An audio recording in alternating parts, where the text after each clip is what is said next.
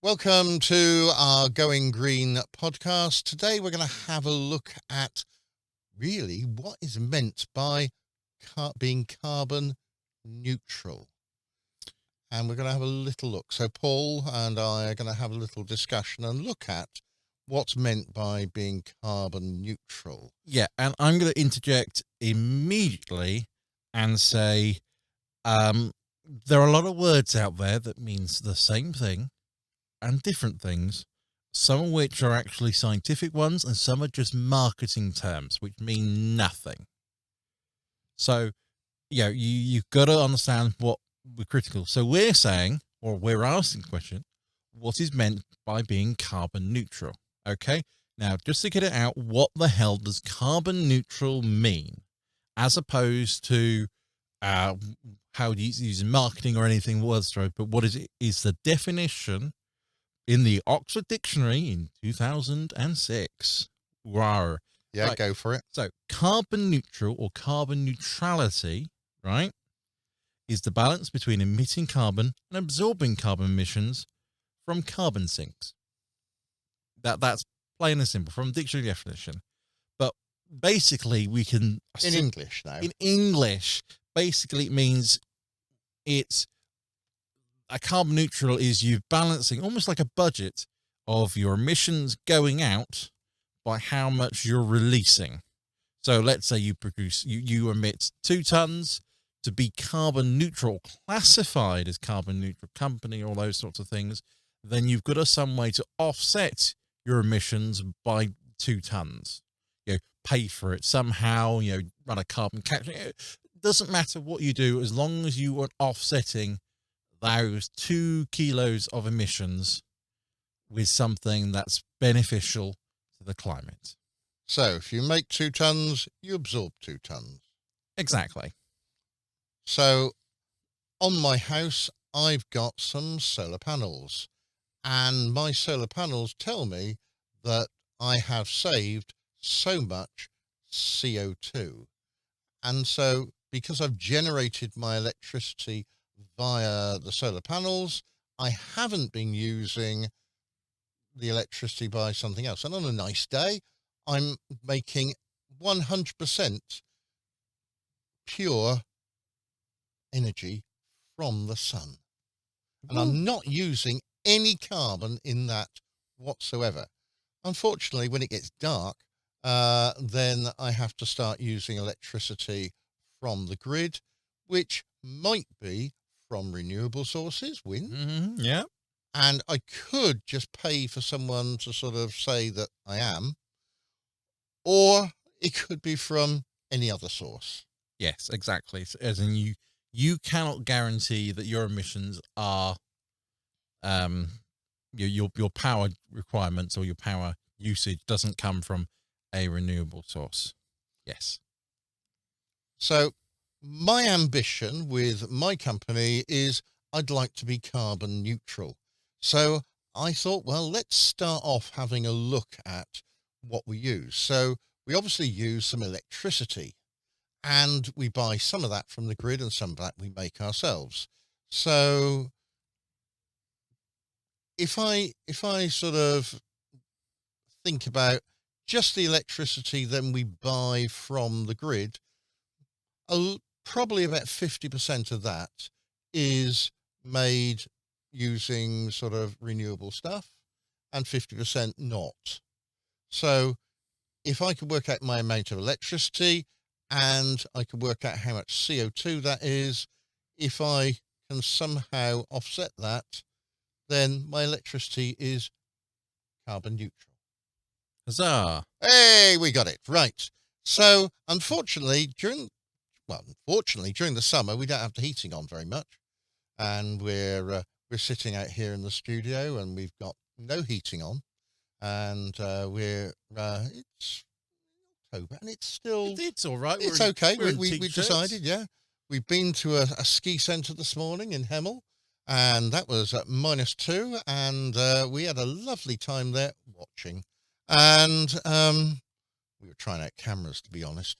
And when we tried that out, -2 felt blooming chilly. Well, yes. I mean, And we felt we needed the heating on. Yeah. But at the same time, it's one of those things where, yes, it was chilly, but it was -2. Yeah. -2 is cold. But that meant that I've got to put on the heating, and that's going to be in this house gas heating. And gas, well, that's going to be basically methane. That's going to burn, and we've got to offset that CO2. So in the summer, I don't need to offset too much CO2. In the winter, I need to offset a lot more. Well, that's Right, I'm doing fine with this now. We also use water. Now, does water use and have any carbon footprint?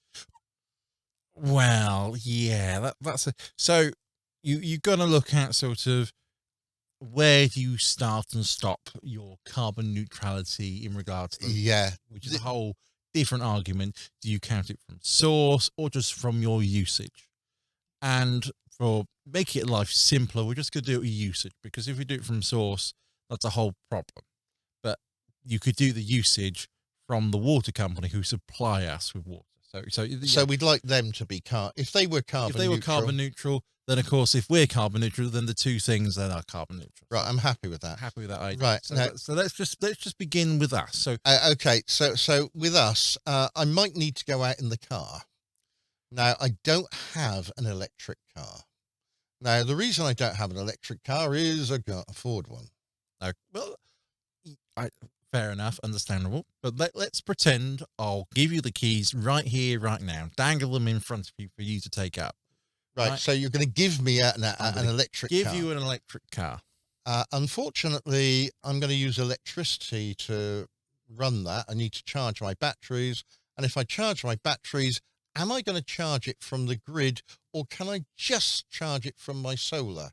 And if I want to charge it just from my solar, I won't be able to go out very often.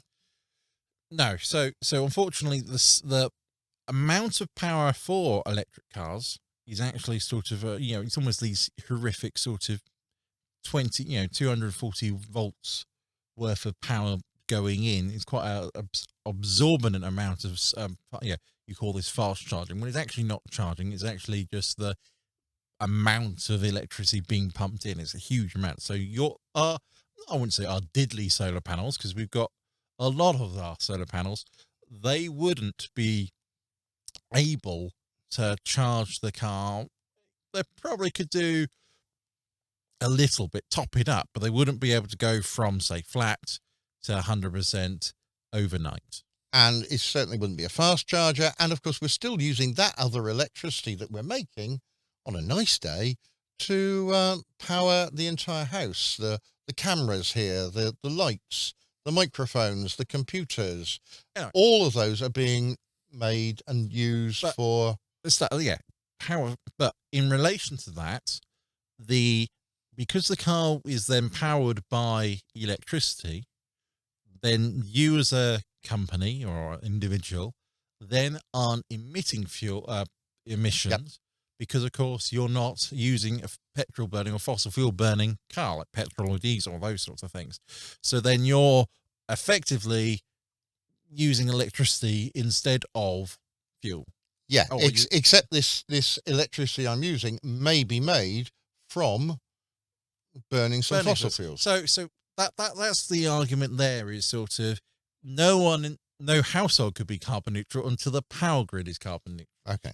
But let's now, for argument's sake, let's cut us off from all the gas. Okay. And 100% renewable energy comes in. So now our electric car is powered by 100% renewables. Therefore, the car should be carbon neutral. Good. Paul, I'm hungry. I need food. And that food's going to be, that's not carbon neutral, is it?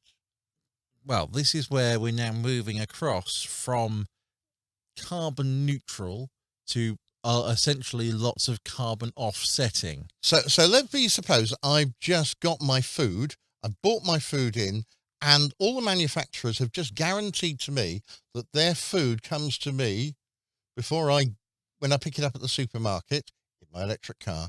It's carbon neutral. Yeah. Okay. Right.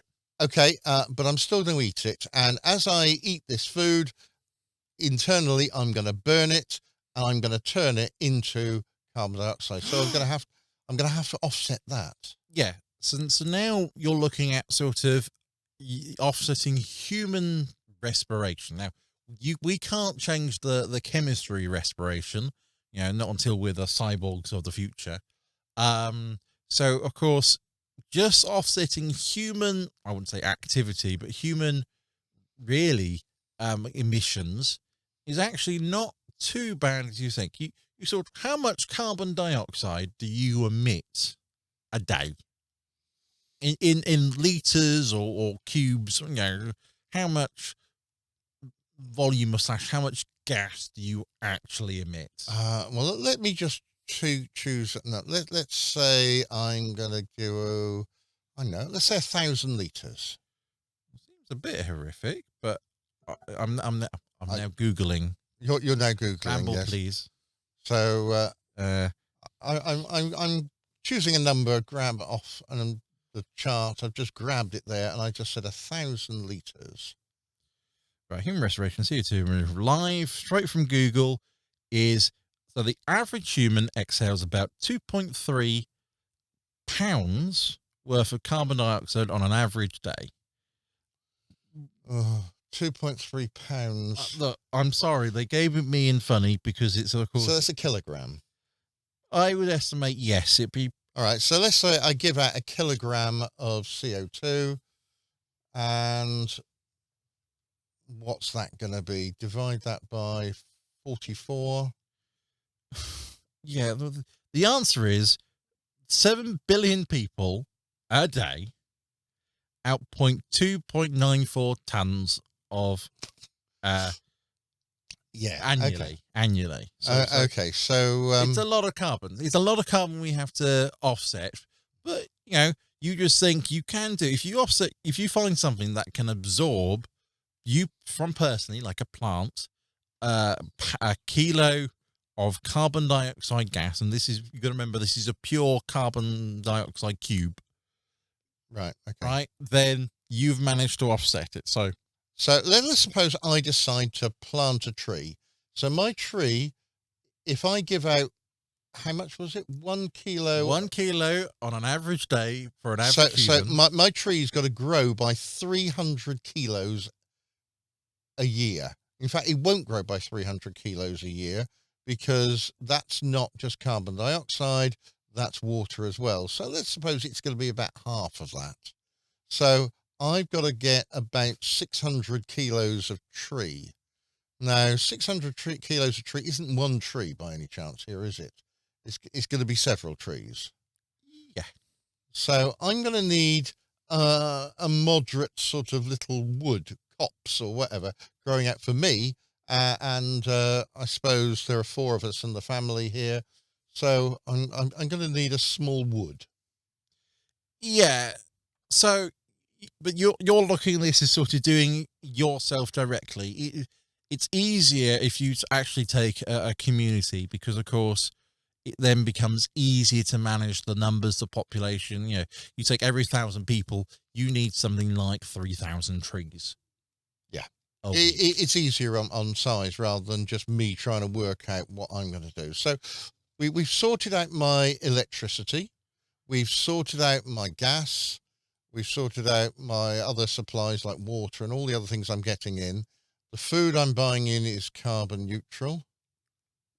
We know it's not, but it is. All for argument's sake. Yes. Okay.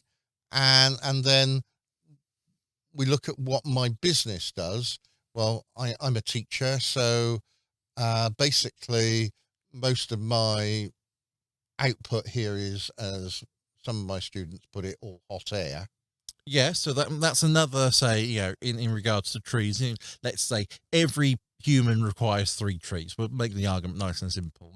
So therefore, for your student, for their time, while they're here, I'm going to have another tree, aren't I? Well, no, I'm thinking more like a small shrub. Small shrub. Okay, so so we're after here. Well, I could do this in shrubs in my garden and have various different bits and pieces. I do see one problem with this in the winter. the trees lose their leaves and don't grow very much. Oh, So now I'm not only going to be able to carbon offset during summer. the summer. Well, you could buy some evergreens, or more precisely, so that means during this winter where we have to, we don't, then the trees are growing. That means we have to plant, say, the winter trees in the summer with the summer trees. So in summer, instead of 3,000 in the year, that means it's then approximately 6,000 Yeah. a So summer. so to get this right, then I'm going to have a lot more in the summer to offset what I'm not growing in the winter. Yeah. And if you look at your typical tree, you've got the rings growing. You get big rings and narrow rings where it's growing a lot in the summer and not so much in the sort of other time. But we're saying to this, and I'm going to put this out there, is that currently we don't need to panic about human respiration or even animal respiration. You say, well, what does that mean? Because, of course, plants do both. Yeah, they do. A lot of kids think they just do photosynthesis, but at night, or when it's dark or there's not enough light, the plants do respiration. They do take sugar and turn it into that dreaded carbon dioxide. But, of course, in regards to that, how much carbon dioxide does a plant take up during the day? Well, I know the efficiency because I talk to the students about this, and we look at my solar panels and we say they're 15% efficient. And they go, that's not very good, is it? I say, no, but plants have been around now for millions of years. How efficient do you think they're going to be? And they go, about 90%, 98%. Yes, they go through all these numbers. And it's sad, it's about 2%. So plants are only about 2% efficient at trying to convert carbon dioxide into plant. And they use a special enzyme, called rubisco. And Which we could talk for years on that. oh yeah. Exactly. And this enzyme gets ruined if there's too much oxygen around. So it's the most common enzyme around, trying to convert the 5 carbons into 6 carbon. Yeah. Okay. So that was fine in regards to, but what the point I was actually trying to make, as opposed to what you made, was that technically the pre-industrial life, which is on balance to how we are at the minute, because obviously we were respiring, or photosynthesis, which removes carbon, was happening at the same rate we were respiring, as in giving off the carbon. Yeah. Right? And that equates to... So when I'm talking about carbon neutral, then I don't necessarily have to get me and my food down.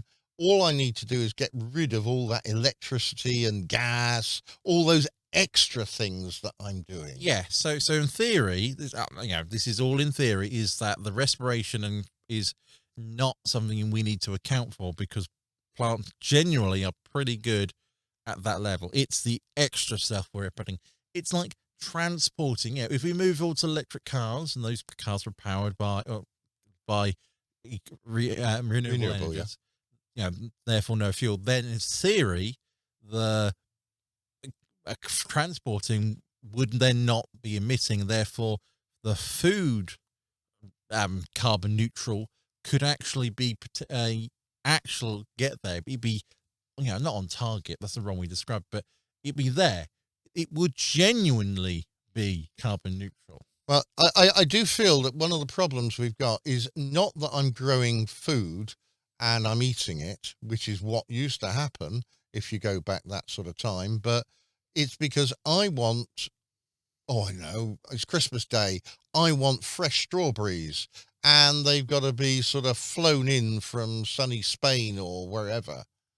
And I'm going to have to pay for the aircraft sort of CO2 to transport it to me, and the lorry and all the other bits. Exactly. So transport does make a huge piece of the pie in relation to having carbon neutrality not achieve. Yeah, basically the offset. You've got to put offsets in. Right. Okay. So let's start talking. What on earth do they mean by carbon offset?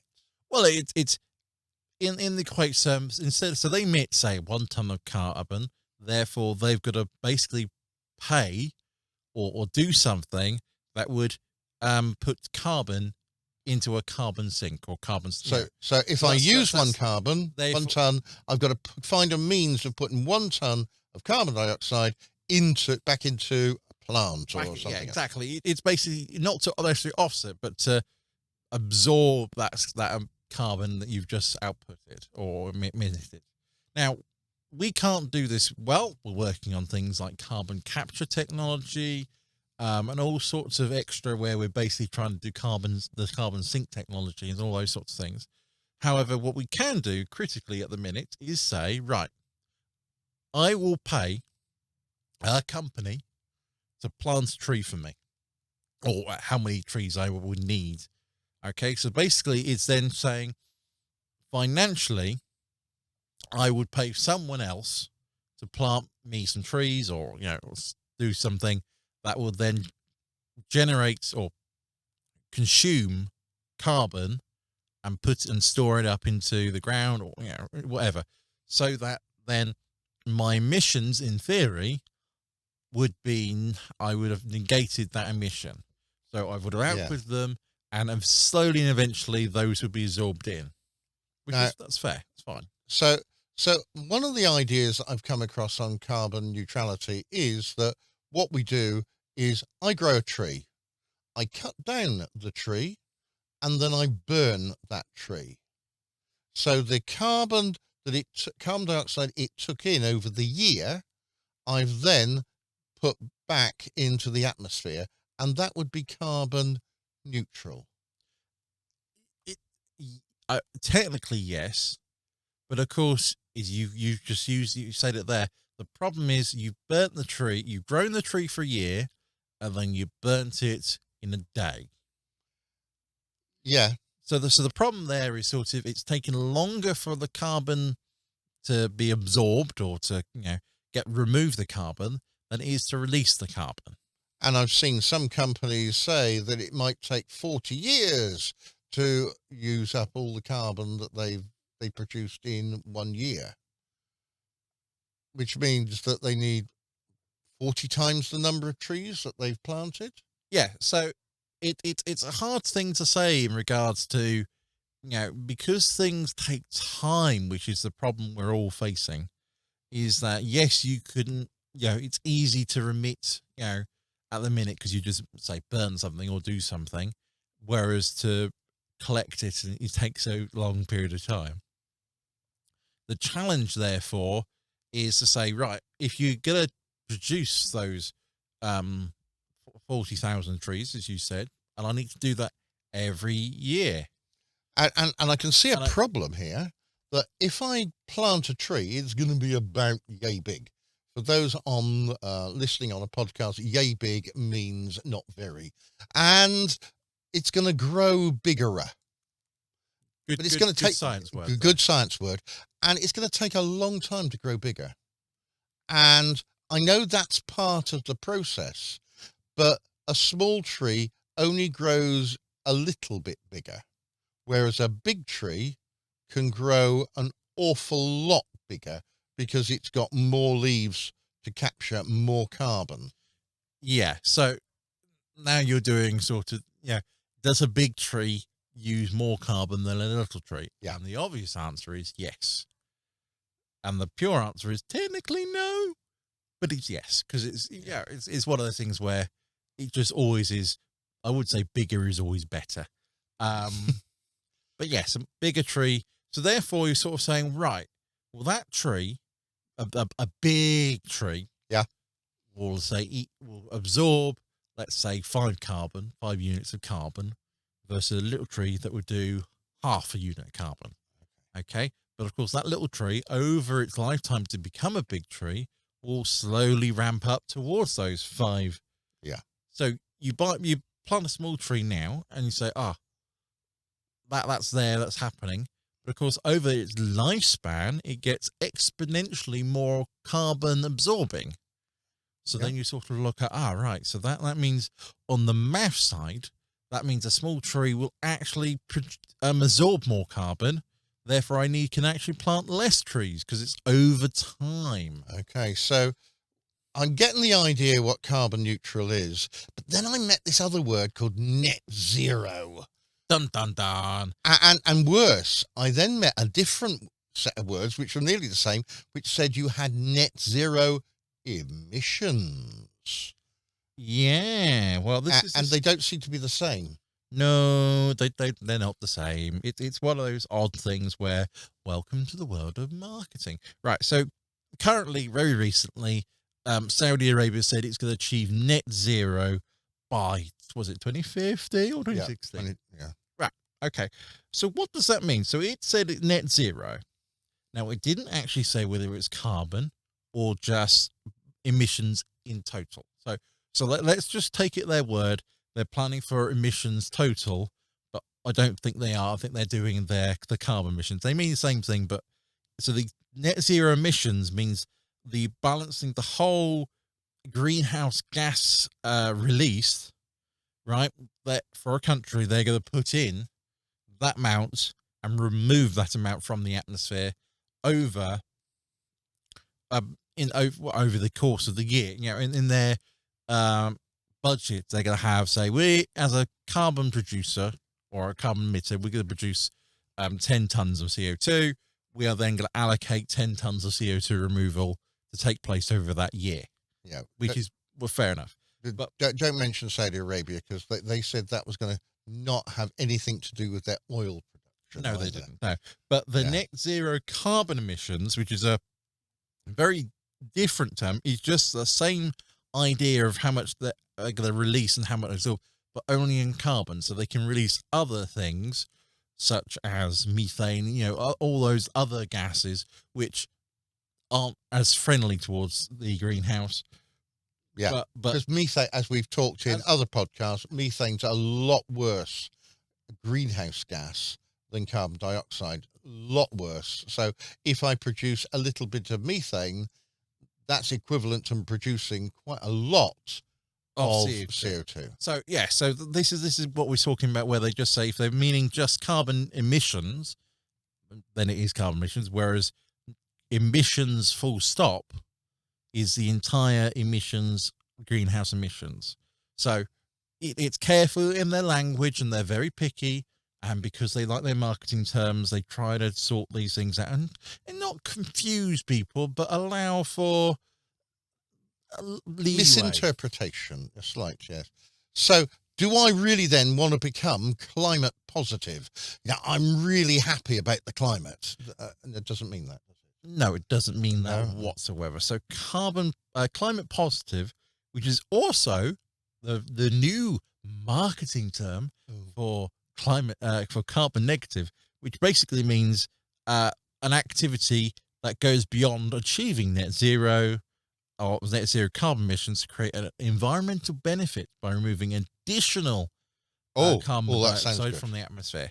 So that's taking away more than you're emitting out, which is actually good, because then that on the way to net zero, although we get to net zero fine, what we actually need to be putting in more, because we've been releasing them for the last, I wouldn't say 50 years, but nearer 200. Yeah, exactly. It's been ramping up over 200 years.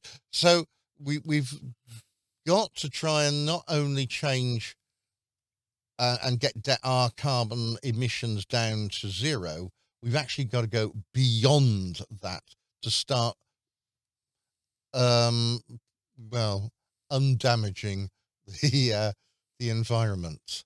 Right. Okay. So thank you very much. You've been listening to the Going Green Climate Change, chatting about various things about carbon neutrality. Next week, I believe, is something called COP26. So coming up, I think it starts this Friday, so it'll be tomorrow. If you're listening, I would say tomorrow if you listen to the podcast, but it'll be when released. Yeah. And so we'll try and do some of that. We'll try and make it a bit more upbeat than it's going to probably be. And we'll see you then. So until then, next time, it's goodbye from me and Goodbye from me. take care. Stay safe. Bye bye. All right, bye.